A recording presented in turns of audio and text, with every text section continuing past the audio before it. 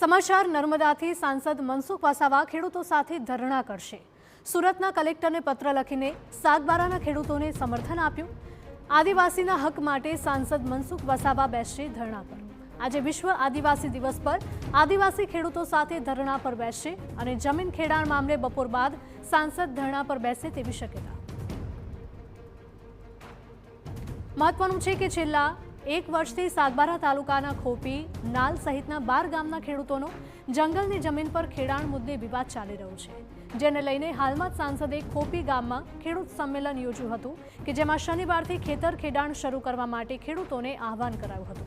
જે બાદ ખેડૂતોએ ખેડાણ શરૂ કરતા વન વિભાગ દ્વારા તેમને રોકવામાં આવ્યા હતા, જેને પગલે 12 ગામના ખેડૂતો ધરણા પર બેઠા છે, જેમાં બપોર બાદ સાંસદ મનસુખ વસાવા સહિત અન્ય નેતાઓ પણ ખેડૂતોના સમર્થનમાં ખેડૂતો સાથે ધરણા કરશે।